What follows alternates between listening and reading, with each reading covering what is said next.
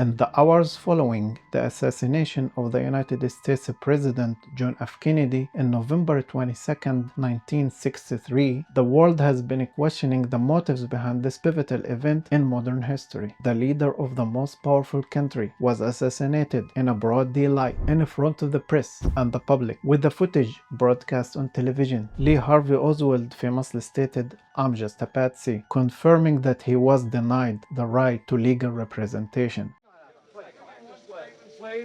I'd like some legal representation. These police officers have not allowed me to have any. I don't know what this is all about. Kill the president? No, sir, I didn't. People keep asking me that. Sir? Shoot the president? I work in that building. Were you in the building? Naturally, if I work in that building, yes, sir. Back up, man. Did you shoot the president? No, they're taking me in because of the fact that I lived in the Soviet Union. I'm just a patsy.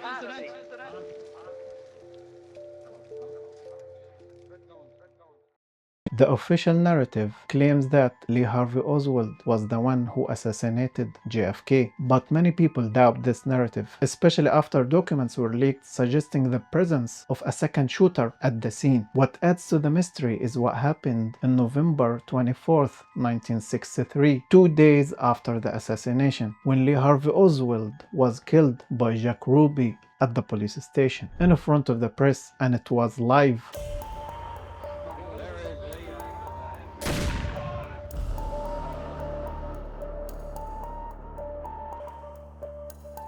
Which raised many questions. In 1967, Jack Ruby was found dead in the prison under mysterious circumstances, sparking further speculation about the case and making the mystery even more mysterious. Although Lee Harvey Oswald was the center of this story for many decades, many questions still remain. Was he really acting alone, or Kennedy was a threat to powerful interests within the United States? What evidence might reveal his hidden conflict with the CIA, the military-industrial complex, or other lobbies that they may have sought to silence him? In this video, we will examine the evidence suggesting a cover-up, explore Kennedy's tension with the most powerful lobby in the United States, and analyze secret messages that could offer new insight into this controversial event. Our goal is to uncover documents and evidence that they might bring us closer to the truth. Let's uncover the details together and stay with us until the end to draw the features of the shadow. Welcome to the Nosy with Majed Badra.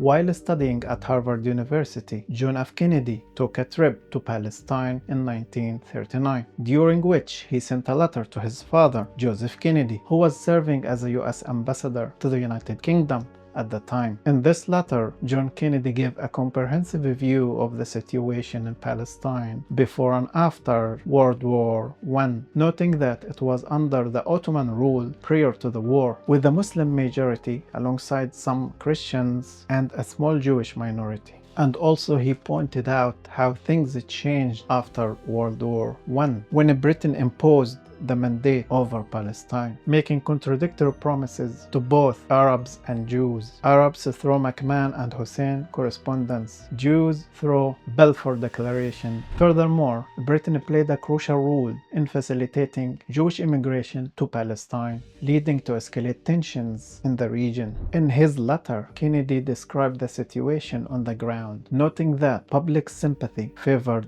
the Arabs, not only because they have lived in Palestine for centuries, but also due to the arrogant and uncompromising stance of some Jewish leaders, which further complicated tensions. He added that Palestine was not Britain's to give away to any party.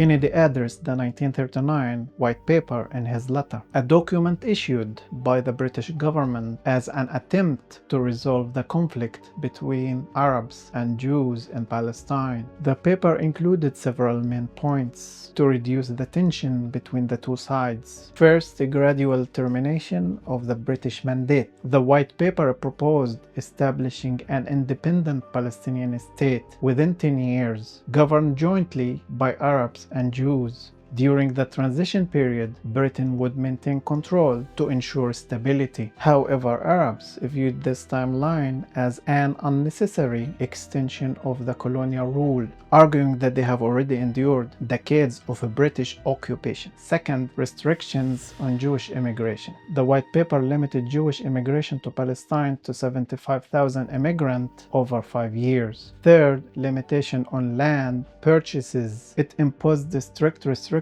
on Jewish land acquisitions in certain areas to prevent further displacement of Arab populations. Fourth, rejection of partitioning Palestine. Britain abandoned the partition plan proposed by the Peel Committee in 1937 and affirmed that Palestine should remain a unified entity. Fifth, guaranteeing religious rights. Britain pledged to protect holy sites and ensure freedom of worship for all faiths. Although the White Paper was an attempt to mediate between Arabs and Jews, it wasn't driven by goodwill. At that time, colonialism had become a heavy burden on Britain politically and economically. The White Paper was met with a strong rejection from both sides. Jews saw the restrictions on immigration as a threat to their dream of establishing a Jewish state, while Arabs found the document insufficient, demanding an immediate independence and an end to Jewish immigration. Kennedy pointed out that there were sharp differences among Jewish groups. On one side, religiously conservative factions rejected any compromise and insisted in establishing a purely Jewish state. In contrast, some communist-leaning Jewish circles believed in coexistence with Arabs in a shared state. Meanwhile, moderate voices sought a middle ground. Kennedy also mentioned that radical Jewish groups carried out terrorist attacks against the British, further complicating the situation. The British were unable to implement the White Paper due to the outbreak of World War II and the pressure from the Zionist groups, making the situation even more complicated.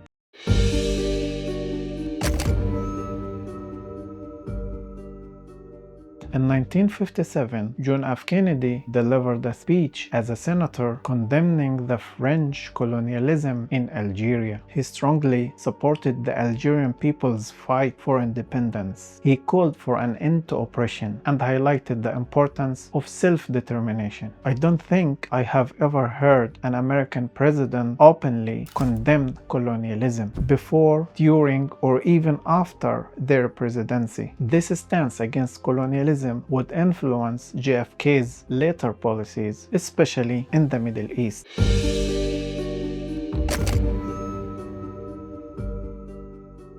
In the heart of the American politics, John F. Kennedy faced a powerful struggle with the Zionist lobby that if you know about. Kennedy, determined to protect America's interests, pushed to register the lobby as a foreign entity under the Foreign Agents Registration Act. This would force them to disclose the financials and activities, limiting their political influence in the US. Kennedy was specifically challenging the American Zionist Council, AZC, which later reorganized into American Israel Public Affairs Committee, AIPAC, which had grown increasingly influential despite it changing its name to avoid being classified as a foreign agent. Kennedy continued to push for transparency. After JFK's assassination, President Lyndon Johnson's pro-Israel stance allowed AIPAC's influence to grow unchecked. But Kennedy wasn't the only one to face this battle. His brother, Attorney General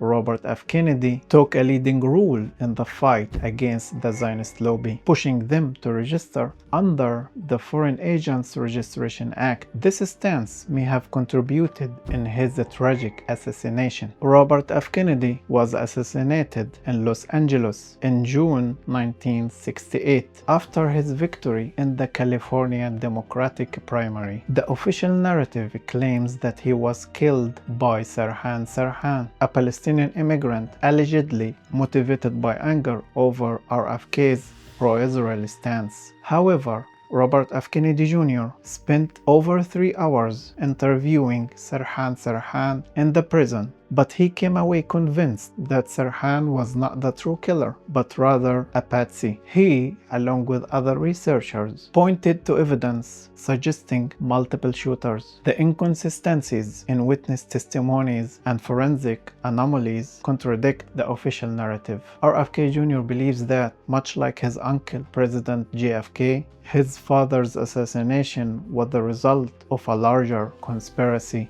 that remains hidden to this day.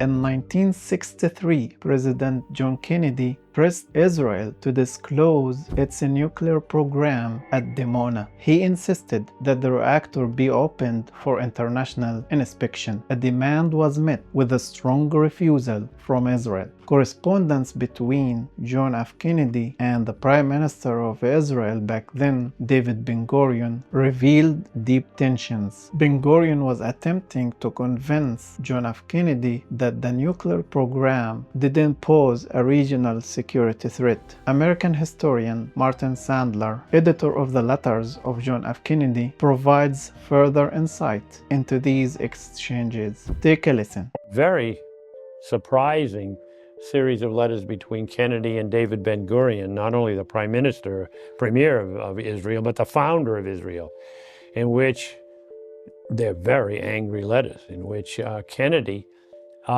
is saying to Ben-Gurion, I'm killing myself trying to get a nuclear test ban treaty. I've even got de Gaulle on board, and that's impossible. And you keep testing in Dimona. You've got to stop. In so many words, says, it's easy for you to say sitting in Hyannisport. I'm sitting with the Arabs all around me, and you want me to give up nuclear testing. The confrontation reached its peak when John Kennedy intensified his pressure, leading to Ben-Gurion's unexpected resignation later that year.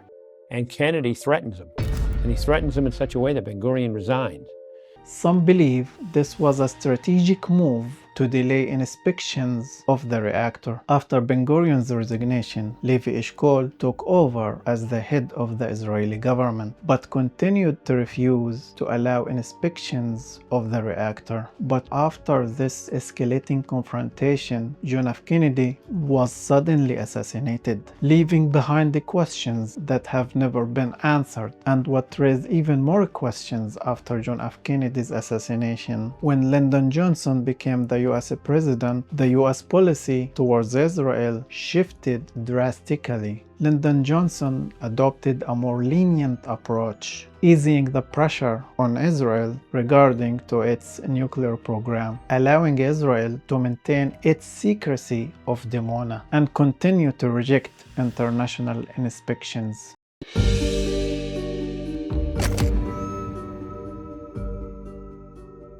What raises questions is that many of the documents were released by the CIA were heavily redacted, with all references to Israel either removed or blacked out. Although some of these documents were released, they still hide sensitive information about Israel, and the ones that are still secret are even more dangerous. While reviewing the CIA documents, we see that anything related to Israel and its nuclear program has been heavily redacted. One key figure in this secrecy was James Angleton, the CIA's counterintelligence chief. James Angleton wasn't just only a CIA official, he played a key role in helping to establish the Mossad. He also has connections to Israel's nuclear efforts, especially at the Dimona site. The JFK files reveal secret hearings that suggest the CIA was aware of the Israelis' nuclear nuclear ambitions, but deliberately kept this information hidden. Even though much of these documentations were blacked out, the hearings exposed how much was concealed. In a hearing, James Angleton is asked about Israel's attempt to acquire nuclear secrets from the US. He confirms that many countries, including Israel, tried to obtain such information, but he avoids giving specifics. It's clear though that James Angleton had close ties with Israeli intelligence, and these secret operations were part of a larger hidden agenda.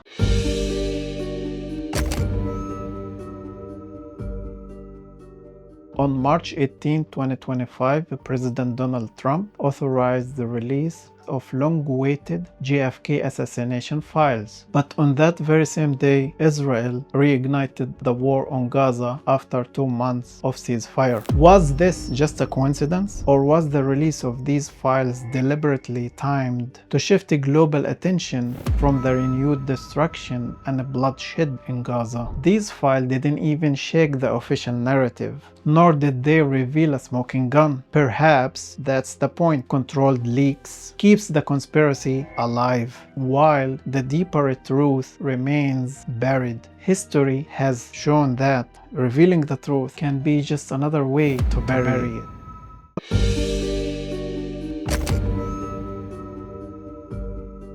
Despite his support to Israel, John F. Kennedy believed in peace for the entire Middle East. He recognized that the true peace required respecting the rights of everyone in the region, including the Palestinians. While Kennedy didn't directly call for a Palestinian state, he worked towards a peaceful solution. These events reveal a long-hidden struggle between Kennedy and Israel. His policy involved cautious pressure on Israel, demanding transparency regarding its nuclear program. While facing strong opposition from the Zionist lobby, Kennedy's efforts on the Palestinian issue were part of a broader push for a balanced and just solution in the Middle East, challenging the direction of the US policy. But after his assassination, US policy shifted drastically. After Lyndon Johnson's presidency, support for Israel increased, and despite the leaks and the documents that surfaced, many questions remained unanswered about the true nature of US-Israel relations during that time. As the historian Martin Sandler boldly stated, and I will tell you that I found articles, not in any crackpot publications, but in very sophisticated publications saying, forget Lyndon Johnson, forget the CIA, forget Fidel Castro, the Mossad killed Kennedy because they were so upset over what he did to Ben-Gurion. الأمم المتحدة الجمعية العامة المتحدة بتفتح ملف اغتيال كندي الرئيس الأمريكي. لماذا؟ نبغى نعرفه. قتله واحد اسمه لي هارفي، جاء واحد اسمه جاك روبي قتل لي هارفي قاتل كندي. لماذا قتله؟ جاك روبي إسرائيلي قتل لي هارفي اللي قاتل كندي. لماذا هذا الإسرائيلي يقتل قاتل كندي؟ ثم جاك روبي قاتل كندي مات قبل إعادة محاكمته في ظروف غامضة. لماذا؟ ارجع الملفات لازم نعرفها. انا اللي نعرفها والعالم ممكن يعرفها واللي درسناها في التاريخ ان كندي قرر تفتيش مفاعل ديمونة الاسرائيلي، هل في قنابل ذرية والا لا، وعلشان كذا تم تخلص منهم.